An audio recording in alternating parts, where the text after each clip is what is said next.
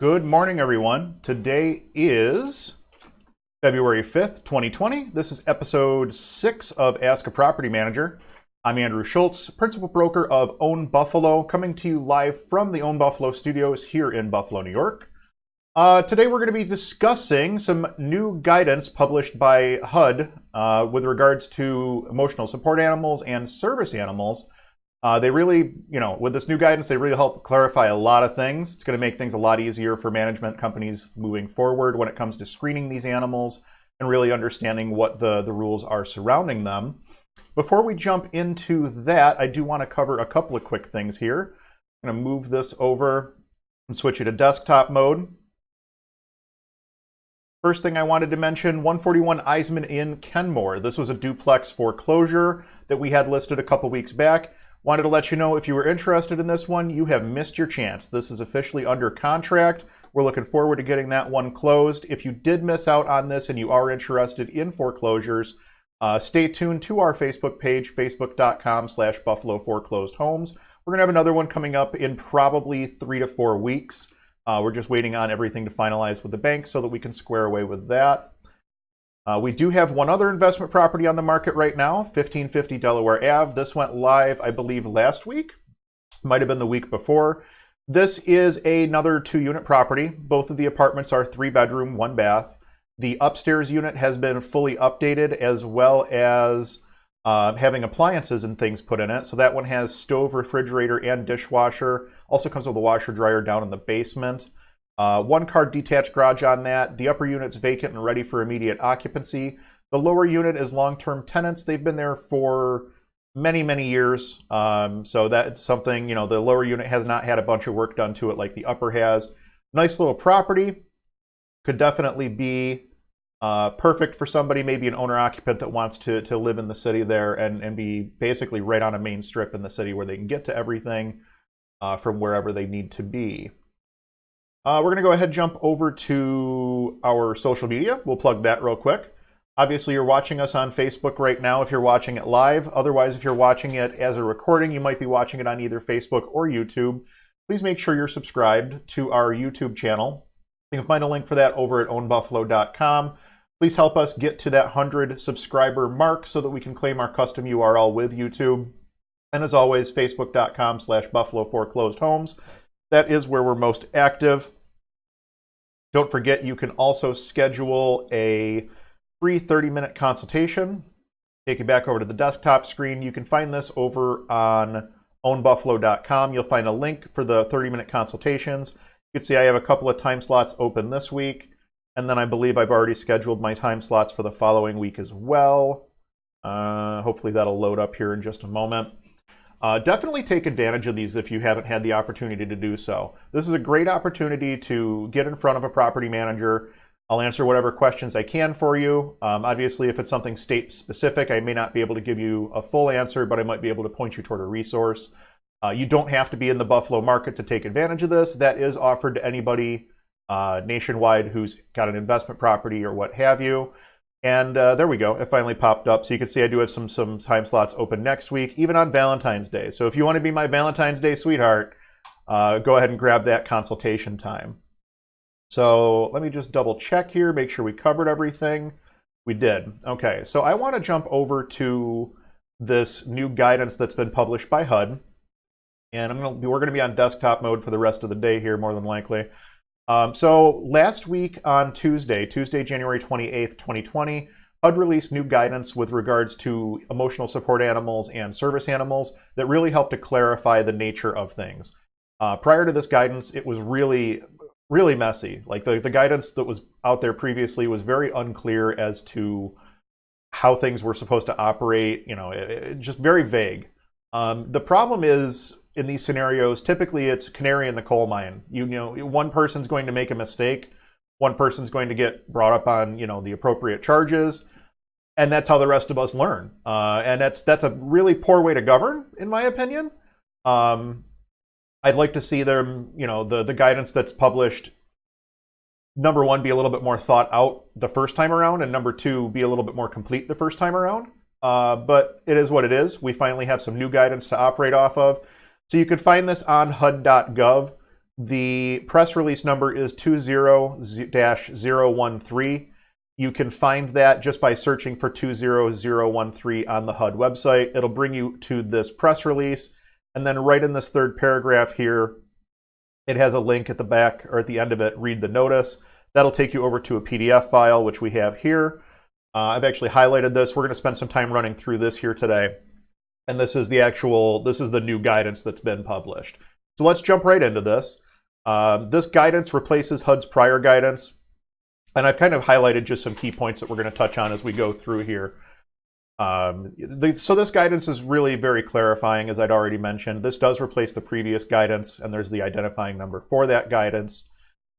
And it basically, discusses what we're doing with emotional support animals. We'll get into the meat of it here. So we're going to touch on a lot of different points here, and it's not necessarily going to be in order. My recommendation is to, if you're watching, watch through this whole thing, and then you might have to jump around a little bit, or you can always go and just grab the guidance. It's 19 pages. You can see up here at the top, it's 19 pages. It's not that long of a read, and it's not such legalese that the normal person cannot understand it. It's pretty well written. So grab a copy of it if you have questions after the fact. Definitely speak to your attorney before you make any changes in your procedures or anything like that. Assistance animals are one of those topics that it's very touchy for a lot of people, both on the landlord side and on the tenant side. We find as landlords that a lot of people are trying to sneak in pets disguised as support animals, and it really harms the people who truly do need them when they need them. You're just making life more difficult for everybody who really truly does need them. So this has been good guidance to help us with that. The first thing I want to point out: assistance animals are not pets. That's important to clarify, because you can't charge, at least in the state of New York, I'm pretty sure that's federal law. No, it is federal law now that I'm thinking about it. No pet fees, no monthly pet rent, things like that. An assistance animal is basically the same thing as a CPAP machine. It's considered a piece of durable medical equipment, not a pet. It's no different than a set of crutches, a wheelchair, something along those lines. It's a piece of medical equipment at that point, not a pet. You can't treat it like a pet. You can't charge for it like a pet. That's important to know. A lot of people miss that fact, and that's one of the main ways that they find themselves getting into trouble. So the guidance does split things out into two separate types of animals. The first being service animals, and the second being animals that do other work, perform tasks, provide assistance, or therapeutic emotional support for individuals with disabilities. This is what you would call a support animal. An animal that does not qualify as a service animal may qualify as an emotional support animal, and that's what this whole thing is trying to help you decide is it pet, service animal, or support animal? So that's kind of what we're looking at here today. Service animals. So service animals are going to be your things like seeing eye dogs, things along those lines. It's meant to help somebody that has a physical disability or something along those lines, to help them with mobility or to complete tasks, things of those natures. FHA requires housing providers to modify or make exceptions to policies governing animals when it may be necessary to permit persons with disabilities to utilize the animals. So that's important to know. Service animals must be allowed in your property. Under the ADA, a service animal means any dog that is individually trained to do work or perform tasks for the benefit of an individual with a disability. Then it goes on to mention different types of disabilities here. And then this is the ADA guideline, which is what HUD's drawing from here. And the nice thing about this guidance is it literally breaks things down into question format, so that as you're running through almost like a checklist of, is this a pet, a support animal, or a service animal, you can kind of run through these questions, and it'll help you make that determination. Is the dog an animal? If yes, proceed to the next question. If no, it's not a service animal, which means that it might still be like a support animal, and we'll get into that in a moment. And then question 2, if the animal is a dog, is it readily apparent what the dog is trained to help someone do? So if it's a seeing eye dog, if it's someone who's, they're pulling a wheelchair, they're providing stability assistance, we have it highlighted down here. If the answer is, if it's, is it readily apparent? The question is it readily apparent? If the answer is yes, like it's a seeing eye dog, there's no need to ask further inquiries about the disability. You've already, shown it's very evident that there is a disability there. Very straightforward. If it's not readily apparent, proceed to the next question. So question 3, it's advisable for a housing provider to limit inquiries to the following 2 questions. So now we're at the point where we've determined, yes, this is a dog. Yes, it's a service animal. And then now we're discussing what questions can we ask if it's not a readily apparent reason for the animal. The first question is the animal required because of a disability? And the second question is, what work or task has the animal been trained performed? Those are your 2 questions. Those are the 2 questions that you can answer or that you can ask. That's how you determine whether or not a dog has been or is a support animal, a service animal trained to support someone with a disability. If the answer to the questions are no, then chances are this is not a service animal. Might still qualify as a support animal, but it's not a service animal, which has a little bit higher, you could take a service animal more places, so to speak. You could do more with a service animal than a support animal. So work or tasks means that the dog is performed to train a specific action. I'm not going to sit and read through all of this here specifically because I'm sure you guys can read through it yourselves. But it really breaks down whether it's a service animal or not. So now we're getting into part 2. Part 2 is going to be discussing assistance animals other than service animals. So this is when you get into emotional support animals. These are the animals that aren't necessarily trained to perform a specific task, like guiding someone in a wheelchair or, like a seizure dog, something like that. This would be more of a companionship animal to help deal with maybe a PTSD situation or something along those lines. So we'll scroll down here. This talks more, again, about observable and non-observable disabilities. And I feel like I may have passed the section that I was looking for. I believe I did. I'm going to scroll back up here. So this talks about making reasonable accommodations for animals, assistance animals, for service animals, which would be like your emotional support animals and things like that. Reasonable accommodation is a change, exception, or adjustment to a rule, policy, practice, or service that may be necessary for a person with a disability to have equal opportunity to use and enjoy a dwelling, including public and common use spaces. So we won't go through all of this, but it does go through and break down, there's more questions here. We'll read, has the individual requested reasonable accommodation with regards to the emotional support animal?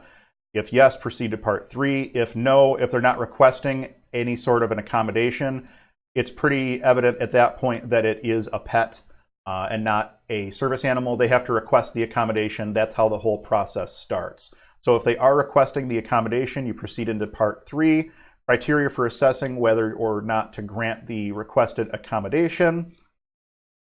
And it leads you to question 5, does the person have an observable disability, or does the housing provider or agent making determination already have information giving them reason to believe that a person has a disability?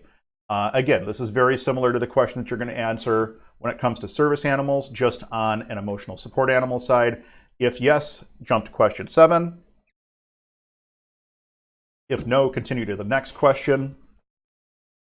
This little blurb here talks about the difference between observable and non-observable disabilities. It's pretty straightforward. If you can observe that someone has a disability, you really don't need to question further beyond that. If it's a non-observable disability, there are questions you could ask beyond that. And that would be number 6 here. Has the person requesting the accommodation provided information reasonably supporting the disability? And again, remember, we're asking the question, is there a disability and what is the action that the dog is trained to do? We're not asking what the disability is. That's outside the scope of what we're looking to do.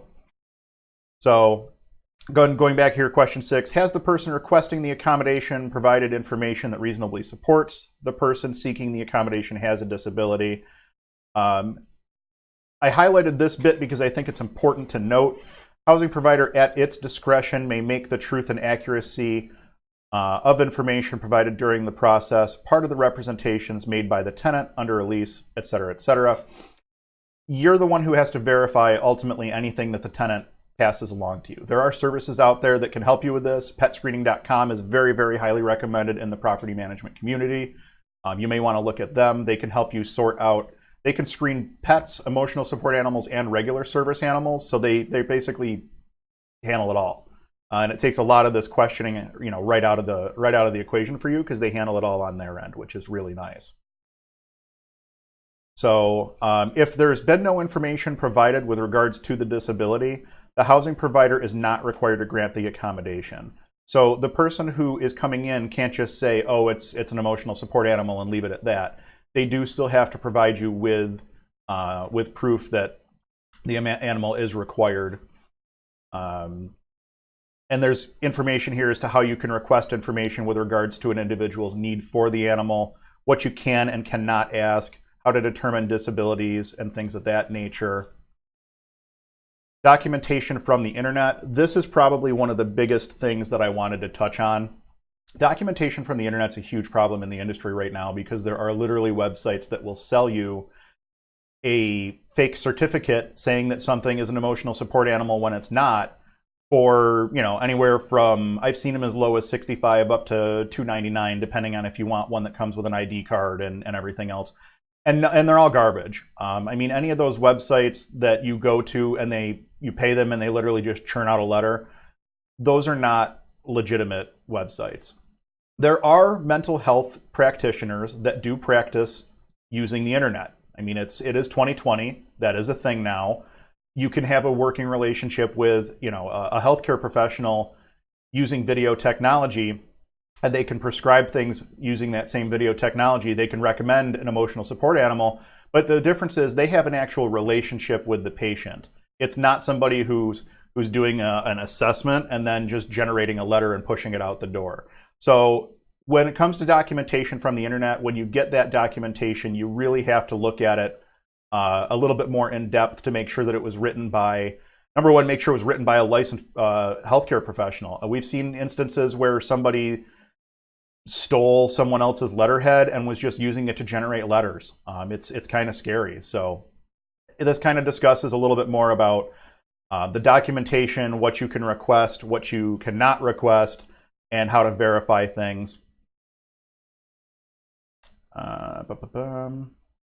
Question 7, has the person requesting the accommodation provided information which reasonably supports that the animal does work, performs tasks, provides assistance, or provides therapeutic emotional support with respect to the individual's disability? If yes, housing provider at its discretion may make the truth and accuracy of the information. We already talked about that. So if they're providing you with the information at that point, that's when you can start looking at the information and making a determination, okay, this is a true emotional support animal. And again, if they're not providing you with the information, there's really no reasonable accommodation that's been requested at that point. So they have to request the accommodation and provide you with the information.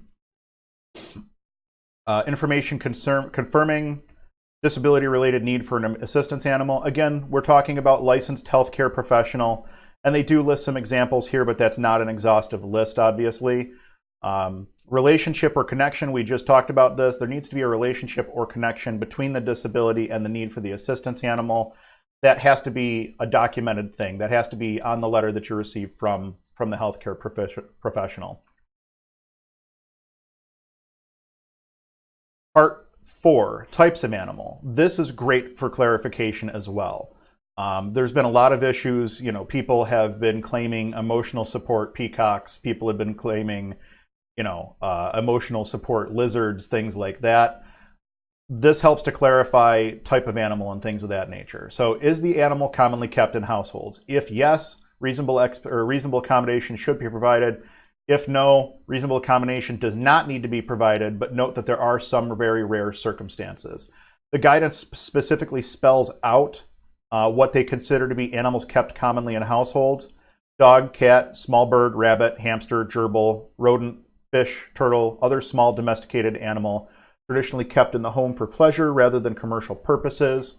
For purposes of this assessment, reptiles other than turtles, barnyard animals, monkeys, kangaroos, and other non-domesticated animals are not considered common household animals. No more barnyard animals, no emotional support pigs and things like that. Unique animals. So this is something that I think is kind of interesting. If the individual is requesting to keep a unique type of animal not commonly kept in household, is described above, requester has a substantial burden demonstrating the disability-related therapeutic need for the specific animal. The requester, the tenant, has to provide the demonstration that this is the required animal for them if it's a unique animal outside of like a traditional, dog, cat, what have you. They do give an example in here. I'm looking for, there we go, unique type of support animal. This is a trained monkey that performs tasks for a person with paralysis caused by spinal cord injury. Monkey's been trained to retrieve a bottle of water from the refrigerator, unscrew the cap, insert a straw, and place the bottle in a holder so that the individual can get a drink of water. Monkey can also do light switches, retrieve items, etc., etc. Classic example, this is a unique type animal. It's not what you would consider a traditional domestic animal, but demonstrated ability to perform tasks for the disabled individual. That's why this would be considered an exception. Not for nothing and not to poke fun, but as soon as I read this, the first thing I thought of was the scene from The Hangover 2 where the monkey is running back and forth across the wire. It's funny. I enjoyed the movie, but it made me laugh because that was the first thing I thought of when it came to unique animals that are trained for specific purposes. So that's where you're at as far as determining types of animals. This is going to help to cut back on some of just a little bit of the egregiousness that we've seen out there. It gives some great clarifying as to what is and what is not considered normal. It gives an example, special use case type of a situation, which is great as well. Let's see. We talked about this at the top, but a housing provider may not charge a fee for processing a reasonable accommodation request. Pet rules do not apply to service animals and support animals. Thus, the housing provider may not limit the breed or size of a dog. I'm going to highlight that again. May not limit it won't let me highlight it again. May not limit the breed or size of the dog used as a service or support animal. So that's something that's worth knowing. Insurances will sometimes place restrictions on breeds. If somebody wants to bring in, let's say, a German Shepherd, and the German Shepherd is on the restricted breeds list for your insurance for that property, one of the nice things is that the insurance company has to permit it because it's a federal law that people can have whatever breed of support animal they want. And so from that regard, if it is considered a service animal or support animal, that does supersede the breed restrictions that would be on an insurance policy. I believe that is federal law. I would have to double check on that. And again, I'm not an attorney, so please double check with your attorney before you start implementing any of this stuff. But that is what I understand it to be.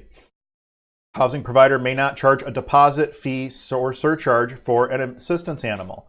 So again, this goes back to the no pet fees, no pet deposit, no monthly pet rent. It's not a pet, guys. It's a piece of durable medical equipment, no different than a pair of crutches, no different than a CPAP machine. It's not considered a pet, and you cannot charge for it accordingly.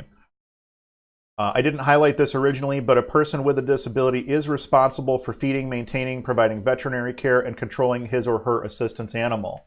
So if you do have someone that moves in with an assistance animal and they're not able to take care of it, you're getting animal waste, or it's acting aggressive towards other tenants or something like that, you do have some things that you can do there. Obviously, you're going to want to try to talk to the person first and make sure that they start taking care of things a little bit better, but you do have some options in the event that they're not able to take care of the animal long term, or if the animal is becoming a nuisance at the property. So you just need to make sure that you're documenting what you're doing, why you're doing it, and make sure that you're following everything to the letter of the law so you don't wind up getting yourself in trouble.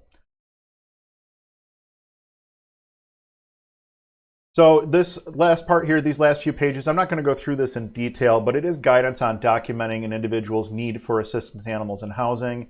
It does discuss a lot more in depth the different guidances, you know, the nexus that you would want from a healthcare provider, what it has to include, the patient's name, whether they have a professional relationship with the patient or client, the type of animal which is being requested, et cetera, et cetera.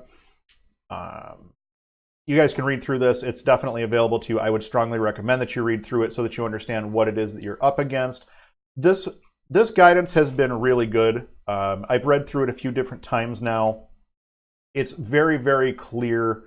I won't say very, very clear. It's a lot clearer than it was what we're dealing with at this point. It used to be a lot more murky in terms of what the rules were and things like that. There was a lot of confusion, and this guidance really does help to clarify that in a big way. So it's been nice to see that HUD has provided us with this new guidance. Guys, take it for what you will. Definitely make sure that you're staying on top of things. That's going to help you to protect yourself, protect your tenants, and protect your business, all while providing the best possible service that you can. That about wraps things up here for us today. Guys, thank you for watching. I really do appreciate it. Feel free to like, comment, subscribe. If you have questions you'd like to see answered on the Ask a Property Manager show, you can drop them in the comments. You can also head over to ownbuffalo.com and fill in the contact form there. You can grab your 30-minute consultation call over there as well. Next episode will be next Wednesday, February 7th, I believe that is. Let me just double check. Nope, that can't be right. February 12th. Episode 7 will be February 12th at 10 a.m. We bumped the topic of first-party versus third-party property management a couple of times now. We're going to get into that next week a little bit, as well as answer some more of your questions. Guys, thanks for watching. I really do appreciate it. If you have questions, please don't hesitate to reach out. We're going to go ahead and throw our contact info up on the screen right now. If you guys do have questions, let us know. We do appreciate you watching, and we'll talk to you next week.